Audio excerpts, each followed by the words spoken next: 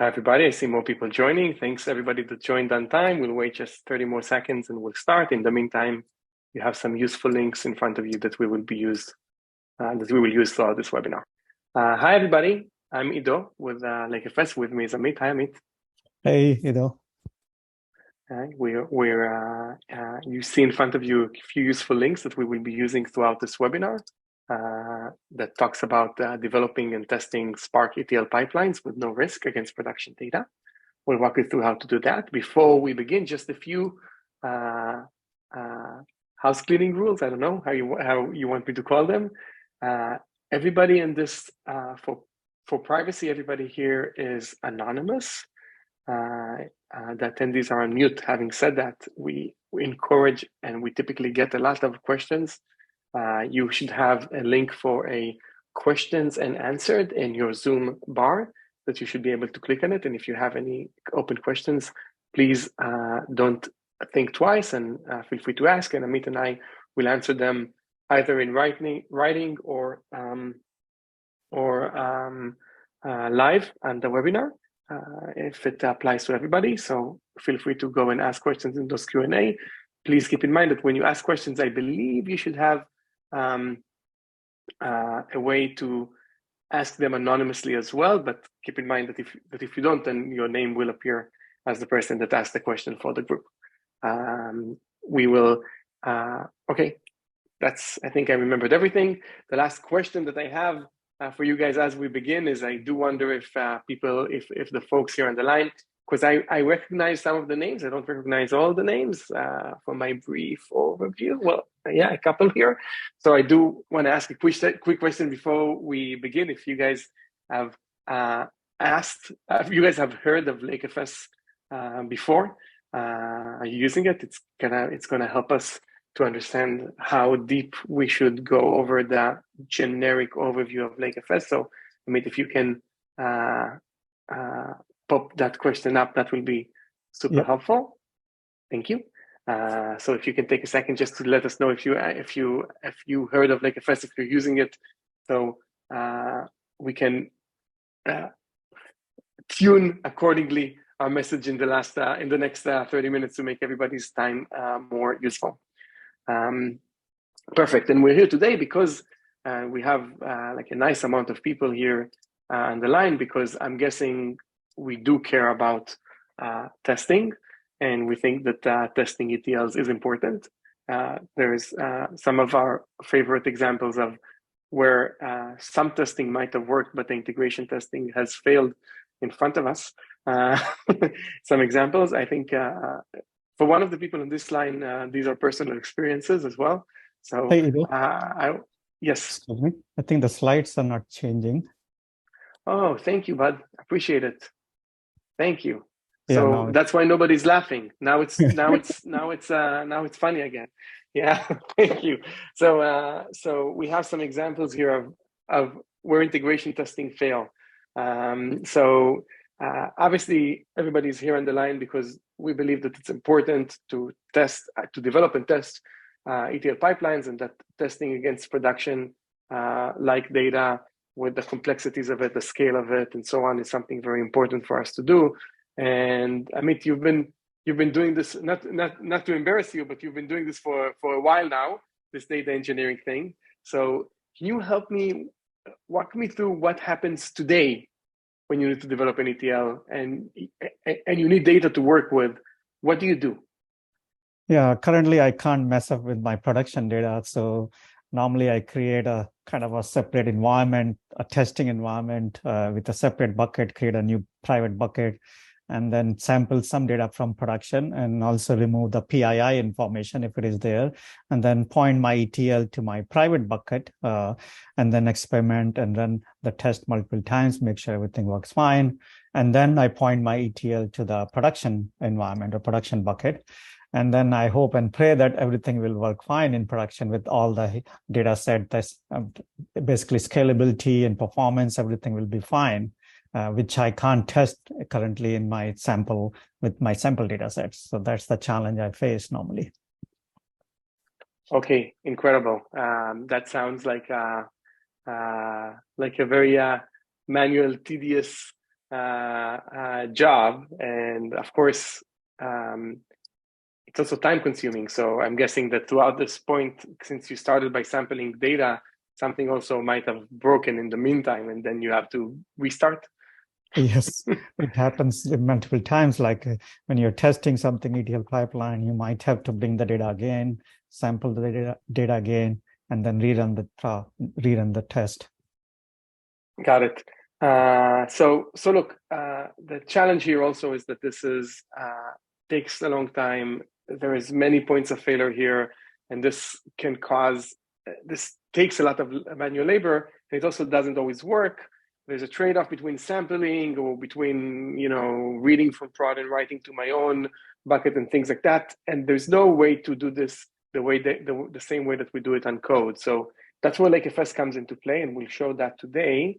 We're about third with the people that heard of lakeFS before on this call. So I'm going to go very briefly over this because this is familiar to some of the people on the line.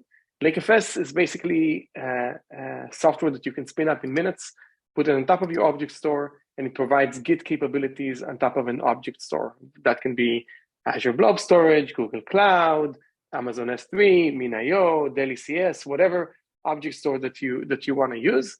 And then through an API, you get those versioning capabilities. So the ecosystem of tools that you have running in your environment can either access the object store directly, or they can go through lakeFS and get those versioning capabilities. And to make the integration very straightforward, we did it in a way that if before we were accessing a collection on a bucket, now with lakeFS, we're just going to ask for a branch, similar to what we do for Git, right? So I'm going to ask for main or test or dev1 or amit dev2, amit dev3, amit dev feature XYZ, right? All of these can be separate branches that we work on, that we can access in isolation. Or of course, I can access a commit identifier. So production yesterday at 5 p.m. before a pipeline ran, or production yesterday at 8 p.m. after a pipeline finished, right? And kind of test against that specific data in many points in time. And then the Git actions themselves, we said that you can do them through an API. We have a web interface. We have a command line interface. We can use Pythons. There's many ways to kind of integrate with that, with the system to create a data platform that is easily managed the same way that we manage Git. So once you have that, I have my production environment. I want to test against it. What I'm going to do is I'm going to branch. That's it. Then I have an isolated environment that I can develop against. And then what's something that we're not talking about in this webinar, I can go, if I'm happy with my results, I can actually promote the data into prod by merging the data back. Super simple, something that we all know about, familiar with from Git, and takes very little time and very little effort. And now we want to show you how that is done. So Amit, do you want to walk us through the demo that we're going to show throughout this session? Yeah, certainly. And before I start that, I want to ask the next question, because from the previous question, I came to know that nobody is using lakeFS currently. So accordingly, I will go slow in my demo, but I would also like to know what technology stack people are currently using. So accordingly, I can focus my demo. So let's give 10 seconds before people answer. So I'm assuming like a lot of people are using Spark. That's why they joined this webinar. So I see a lot of splits between different cloud vendors. Of course, AWS is majority, but Azure and Google Cloud is also in big use nowadays. So thank you, guys. Thank you for answering the question. Let me end this and let me share my screen and start my demo.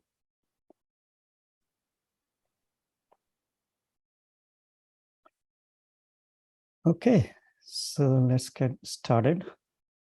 So for today's demo, there are two prerequisites. One is Docker. Most of the people have Docker on their laptop. You can run this demo on your laptop. And if not, then you can install Docker.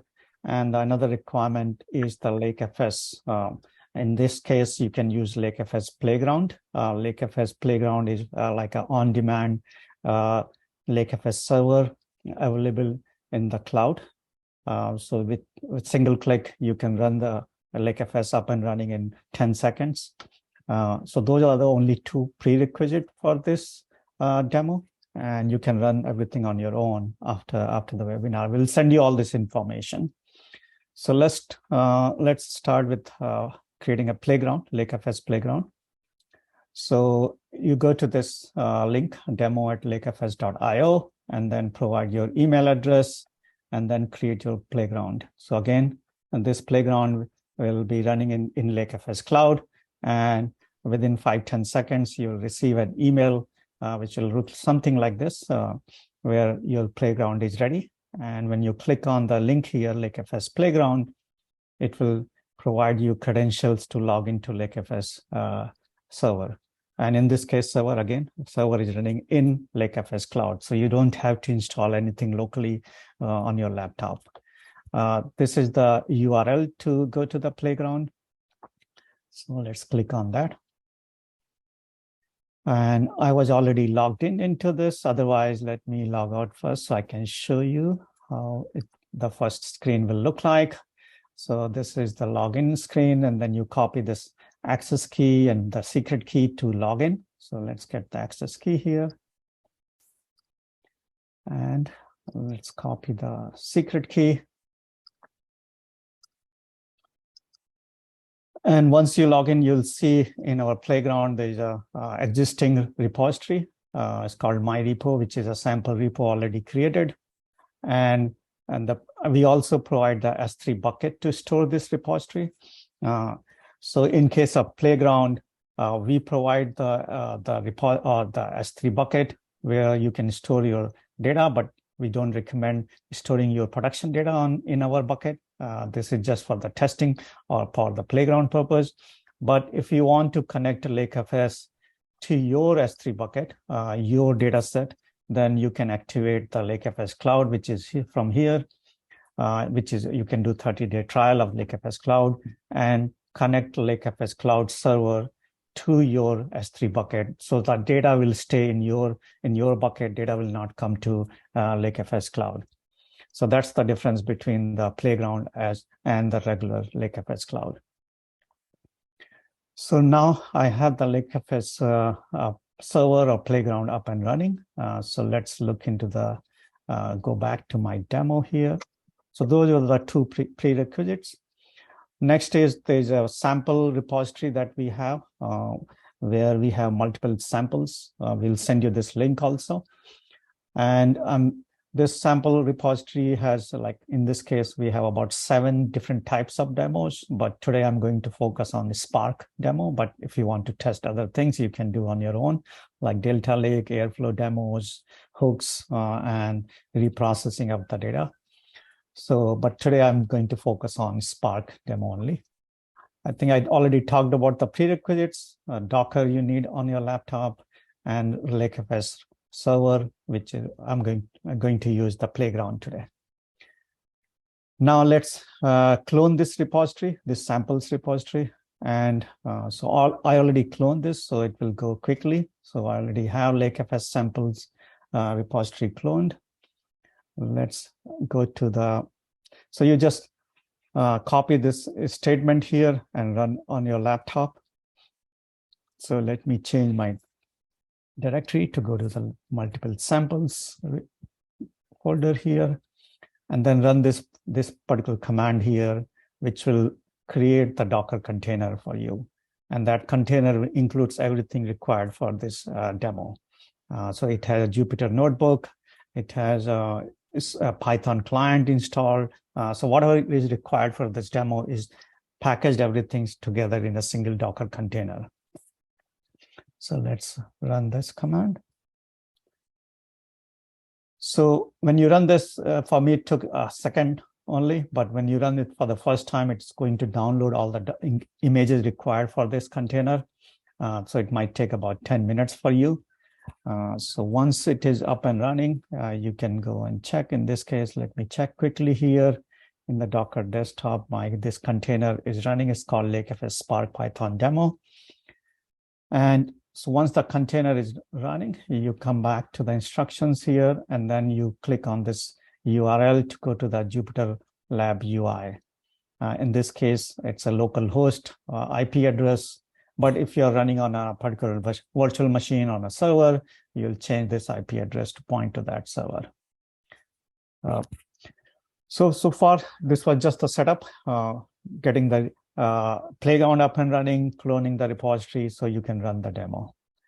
Anything else? So the playground, yeah, so the playground was a lakeFS server. That took a minute, right? And then the clone the repository, basically what we're trying to do here is imitating what someone's environment will look like, right? So you probably have your own environment, that you have Spark installed, you have notebooks installed, you have your own logic. So that's this prepackaged environment that we can use. And one of these notebooks has all the bells and whistles, well, many of them, all the bells and whistles needed in order to integrate with lakeFS, which we'll review now. So this is your environment, and you have lakeFS. In our case, we use the playground, the lakeFS cloud that we set up for you. And now we're going to start basically, I guess, installing or configuring our notebook to work with lakeFS. Correct. Yes. So let's get to the real stuff with the demo. Let me increase the font size here so it's easily visible. So in this case, I'm just using the Spark and Python and create the isolated testing environment. So without impacting your production data. So we'll create a production environment first, and then create a separate environment for testing from production without copying any data from production. So create an isolated testing environment where you can test your ETL pipeline fully against your full production data set without even impacting your production data. Okay, so let me just close a couple of windows here. I don't need this anymore. Okay. So now from this, in this notebook, I'm going to use a lakeFS Python client. For that, I need to set up certain variables here, like how to connect to the lakeFS server. So in this case, lakeFS playground. So I need this lakeFS endpoint URL. So let me get that URL information going back to my email here, and let me copy the URL.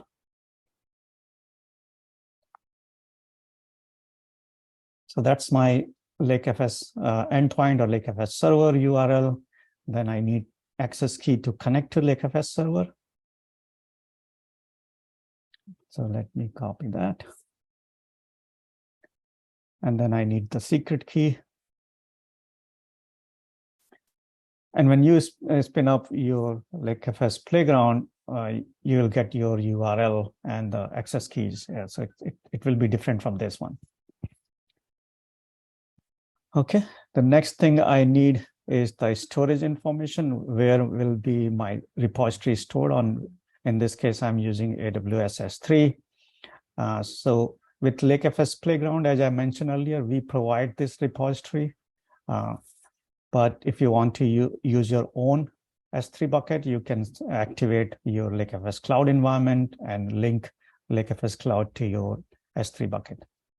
So let's use this Playground S3 bucket. And I'm going to, let me just make sure. Of course, you can also install lakeFS on your own environment and you run it on your AWS. The important thing is here, for those of you who have not used lakeFS before, which is actually, I think it feels like the vast majority of you are not using lakeFS today, is that every repository in lakeFS has a unique namespace. This is typically an AWS, Azure, Google Storage bucket within your account, whether it's lakeFS Cloud or lakeFS open source. It's something that the data always sits within your account, and it needs to be unique. Now, since the playground, we're using the Treeverse bucket storage, so Amit is actually using the predefined, he's copying the automatic created repository storage space, so we can use the same one, only with a unique name, so some sort of subfolder or something like that. Yep, let's do that. So I'm going to create a new repository. So I added just a subfolder here. So this new repo will be stored in this subfolder in the playground S3 bucket. So these are the variables. There's surprisingly no questions yet, which is kind of surprising. So I want to share again, if anybody has a question, please feel free to go to the Q&A and ask the question. Otherwise, Amit, you're probably just doing a phenomenal job explaining this. So, but if anybody has a question, please don't be shy. Okay, so let's continue. Next, I'm going to set up some variables for versioning information. So initially, we'll create a main branch or the production branch. Some people call it production, some people call it master. I'm going to just call it the main branch. And then I'm going to upload some test files into that. Like we have bundled this CSV file also in this, along with this container. So you have all the required information, required files, everything available in this container. And then once we have this production repository ready, then we'll create a separate branch. In this case, I will call it experiment 1. And then we'll take the production data and partition the data in our new ETL kind of job without impacting the production data. So these are the variables I'm going to use for versioning information. Next, I'm going to create the lakeFS Python client. So here to create the client, you provide the access key and secret key and endpoint, which we set up here initially in the variables. So let's create the lakeFS Python client.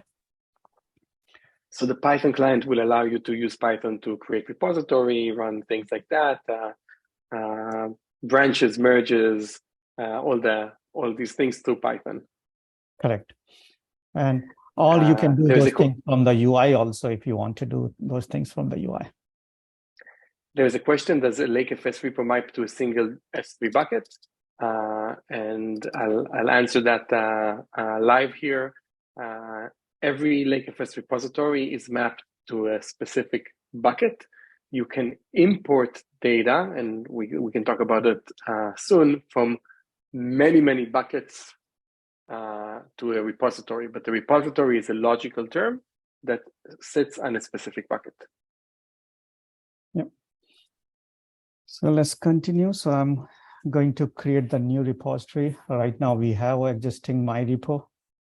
So instead of using the existing one, you can use the existing one, but in this case, I'm going to create a new one and setting up this variable to create the new repository. Okay, so far was just the setting up the variables and creating the Python client. The next thing is to create the repository. Again, as I mentioned earlier, you can create the repository from the UI if you want, and just give the repository name and the storage bucket where this repository will reside or store the data. So, or you can create from using the Python client. So I'm just creating this repository, providing the repo name, which is this Spark repo, storage namespace, and my main branch is going to be main, or you can call it production or something else. So let's create this repo. So if I go back to the UI here, refresh this page.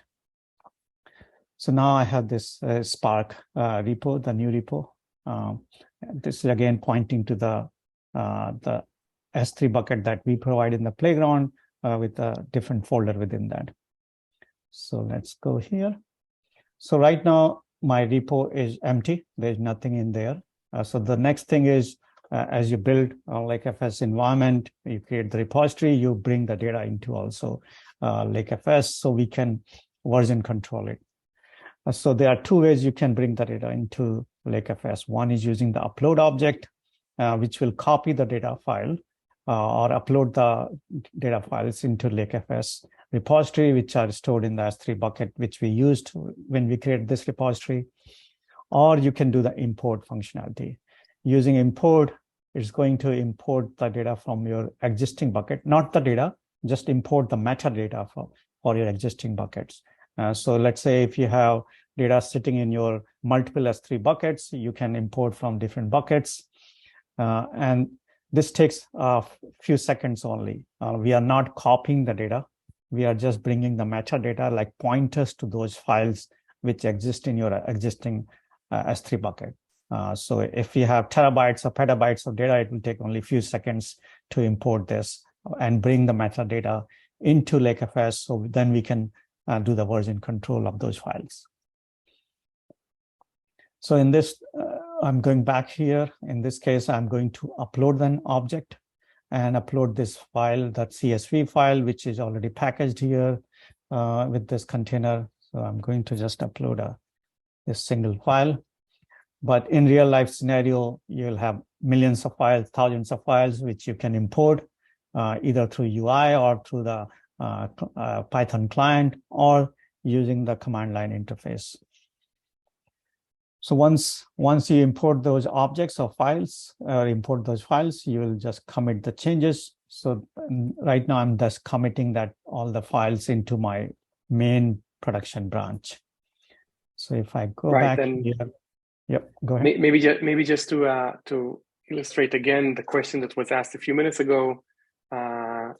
When typically what you do in lakeFS is you actually import the data, as Amit called out. You can import data from multiple buckets, right? And when you import data, it's a metadata only operation. We're not actually copying the data, but we're just creating pointers to that data.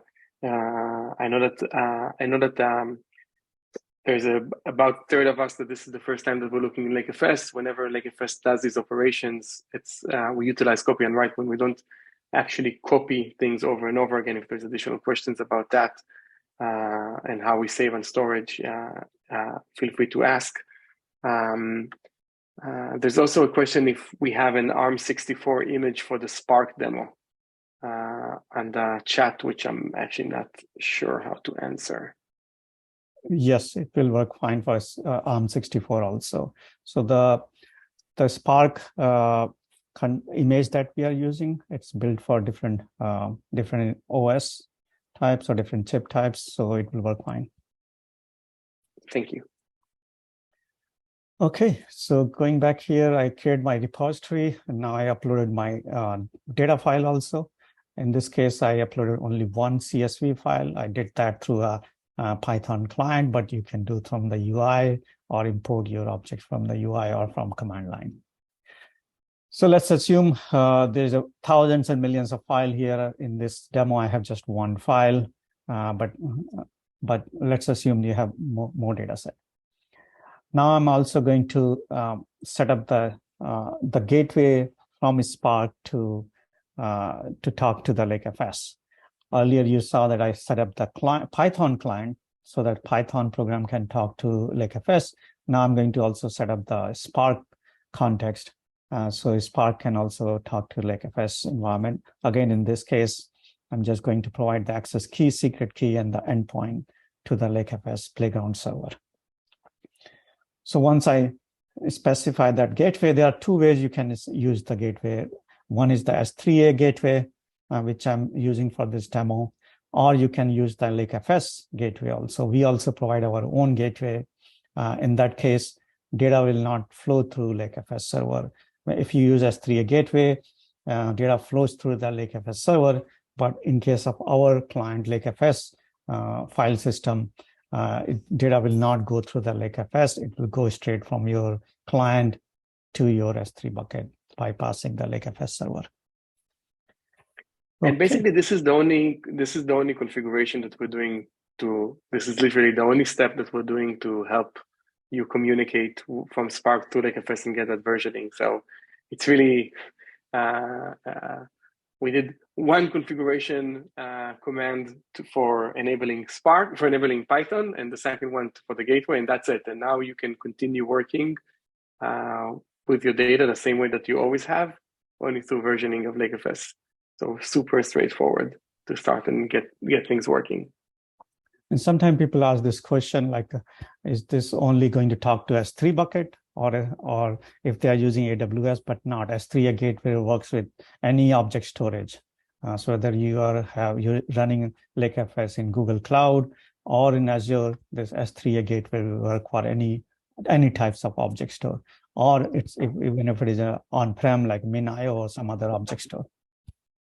It's a really good call out, because we actually the audience that we have here with us today is a third almost. So So this will work for everybody, guys.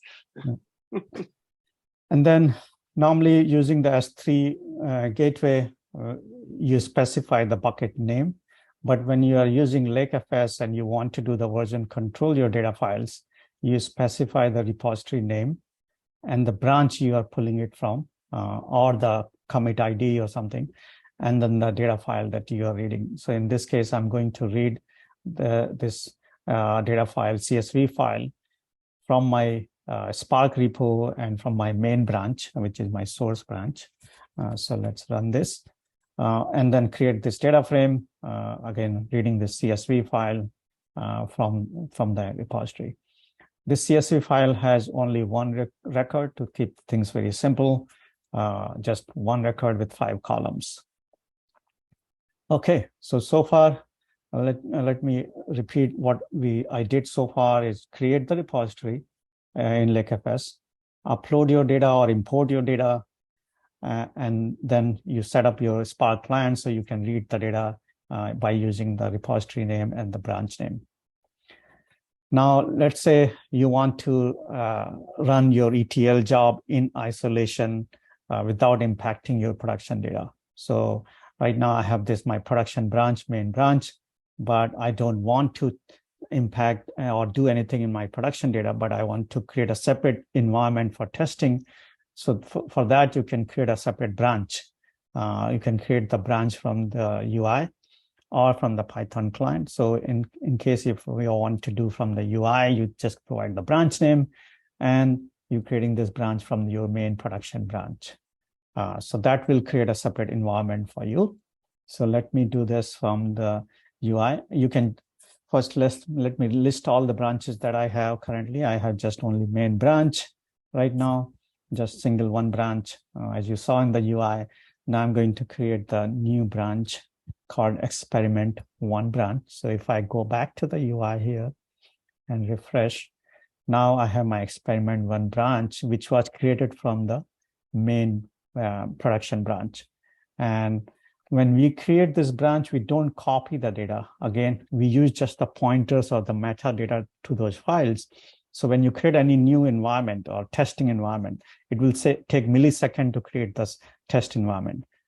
Because we are not copying all the data from production into a separate branch. We are just copying the pointers. We have just the pointers to those files. So if your production environment is terabytes or petabytes, to create a new testing environment, it will take millisecond operation. And as you can see here also, right now, these both branches are pointing to the same commit ID.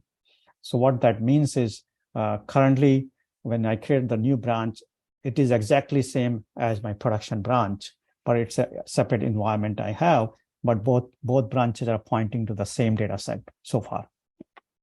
And there was a question, Amit, in the chat. I typed the answer, but this is the good time to talk about it, which is what's happening if I want to remove sensitive data for experimentation branches. We're not reviewing this in this call, but super common practice is to run our Git Actions alternative, which we have hooks. We have pre-merge, post-branch, pre-commit, things like that. So you can run a post-branch hook that will run specifically for your dev and test environments, your dev and test branches, and will remove the PII branches. And there is an element of role-based access control that you can add to this, so you can have specific users that have specific access only to the dev test, which is like an IAM-like system that we have in place in lakeFS to allow this. So just to give the generic answer, you can choose to remove PII data using hooks for the development and staging environment, and also control the access of who has access to what repositories, to what actions within repositories, and so on and so forth. And also we have a couple of examples for hooks also in this container. So there are 2 hooks example. This one is not to remove the PII information, but this will help you. You can write a script which will remove the PII, and there are scripts also provided with this sample for, in this case, schema validation. Okay, going back here. So now we got the new branch, experimentation branch. And now I'm going to run my ETL job against this new branch. And I'll change some data set, but without impacting my production data set. So in this case, let's assume that my ETL job is to partition the data. You can do whatever you want to do in your ETL job, but to keep this thing demo simple, I'm just going to partition my data set on my first column. Again, the CSV file is very basic, single row, 5 columns. I'm just going to partition it by the first column. And then I can run the diff between those two branches, my main and experiment one branch. So I can see all the changes that happened in my experiment one branch, comparing it to the main branch.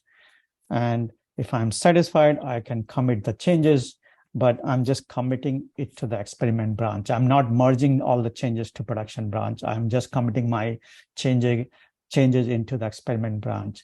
A lot of time in the ETL job, when you run, you have multiple tasks running. Let's say you have a long-running ETL job. You might commit in between. Let's say you complete one task, you commit that change, you run another task, or you can run multiple tasks in parallel. And if you are interested, we have that Airflow demo also embedded here, where it does a lot of those complex ETL tasks. So going back here, so once I commit my changes, I can also compare through the Python client, or I can compare all the changes here between my main branch and my experiment one branch, and you can see what are the changes happen. In this case, I just partition my data on one column, and you can see this, anything in green is basically the files which were added. So in this case, after partitioning, we added this CSV file. And if I look into my objects, you can see that in my main, right now, I did not do any partitioning in my main production branch. So I did not touch my main production branch, even though for my ETL experimentation branch, I have all the data set I need from production. But if I go to my experiment one branch, I have that partition data. So my ETL task or job is running in isolation from my production environment. So when you complete this experiment, if the experiment fails or something goes wrong, you can delete the branch, or if you're satisfied, you can merge the branch into your production. Let's say if you ran some long ETL job, which you don't want to run in the production first, you run in a separate environment. And if everything is successful, you merge everything into your production branch atomically. So let's say in your ETL job, you change thousands of files, and with single command, with merge, in millisecond, you'll merge all that data set into your production branch. So your production data will be up and quickly available to your users in few milliseconds. So a lot of time, you don't have to wait for the nightly kind of a window to do that. Anytime your ETL data set or ETL job is finished, your data set is ready, you can just merge into your production branch. And once you merge, I would not go through each commands here. You can run on your own. If things go wrong in your production environment, you can revert all the changes. So let's say you ran a long ETL job and which says thousands of files, and you merged into production, but it doesn't look nice. Your users are complaining. You can revert everything in single command with single command. Even if it's thousands of millions of files, in 1 millisecond command, it will revert all the changes back into and take it back to your original state. Yeah, I think this is awesome, and I know that we probably want to wrap this up soon. So I'm just giving the stage for additional questions about the demo. Let's see, anything else? And thank you guys thanks the team for the questions. Great questions so far. So just to have a few things that I stay tuned that I wanna share with you, a few links and so on and so forth, just kind of to put a bow on what we spoke about so far. You use lakeFS because things that take I would say days and weeks will take minutes and hours. right? Creating testing environment, creating staging environments, testing your environment, developing against production-like data. These are all things that the data platform teams are struggling with today. And by applying engineering best practices to the world of data, we can allow these things to be done incredibly effectively. And at the same time, we save on the storage cost because we don't copy the environment 15 or 5 or 3 times. And because we deduplicate the object store throughout the time. And at the same time, we never have to ever look at a production issue under fire. We can always recover immediately by going to the last known good state of the lake, and then continue on the conversation from there. I do wonder, out of curiosity, there's a question: lakeFS helps clean the data swamp. Thank you. I'm not sure if that's an answer, if that's a question, but if it's a statement, then I agree. Less of a data swamp and just an engineering best practice to do this the same way that we manage code. And just to sum this up, everything. I want to add something on that. So on the cleaning up the data swamp is why we have a garbage collection process. If something is pretty old, you can define your garbage collection process. Let's say if we are in your testing environment, delete everything after 7 days, for example. So we'll automatically delete and delete those files. So your data lake will remain clean and it will not continue growing and growing all the time. Right. And speaking of garbage collection, it's one of the features. lakeFS is available at open source. Actually, everything that we saw today is part of the open source solution. Everything in the demo is a part of the open source solution. Of course, we have enterprise features, or we have a hosted lakeFS solution, lakeFS Cloud, that's available on any cloud, AWS, Azure, Google, that provides all the lakeFS open source features, but it's also a managed service. So we patch it, maintain it, update, secure it, and so on. Auto-scale it, make sure that it's recoverable, that we have DR for it, and so on and so forth. As well as there's some enterprise features associated with it for rollback access control, SAML integration, auditing, and so on. Can you elaborate on the auditing functionality that Manage provides? Yes, the auditing functionality, I don't know, Amit, maybe you can even open it up and just show it for a second, but in a very quickly, the auditing functionality basically allows you to understand which user did what activity against what data set at what time through lakeFS. This is actually a phenomenal capability that users get once they start using lakeFS. All of the access is done through lakeFS. So we have a very powerful auditing capabilities that can be used for many things. Not only understanding what happens, but we have users that are thinking to stream this information, to use this information for alerting and do things of that nature. You're watching. This is the auditing capabilities that the additional charge that you can see here. You know, the user that did what, where, how did it end up? Was it successful with what APIs and so on and so forth. So this is the auditing capabilities of lakeFS. It's also searchable. You can query it on the top and so on and so forth. And if you have more questions, then of course, happy to schedule time and answer those as well. And as I mentioned before, anybody's also available to,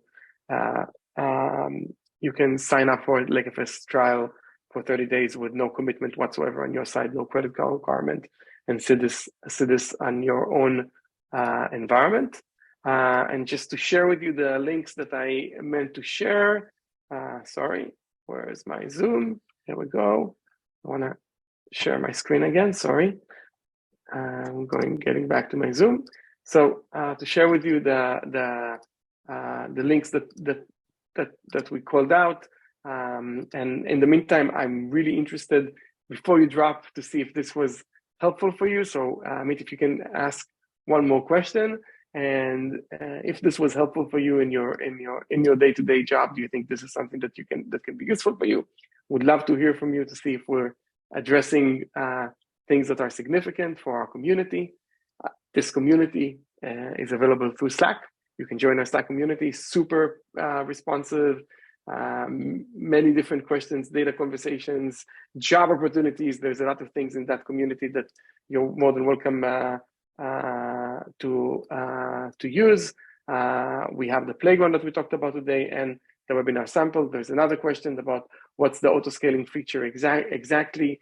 Basically, we take care of the lakeFS response time. So we'll make sure that you have the scalability, the right resources in place to support the demand from your lakeFS server.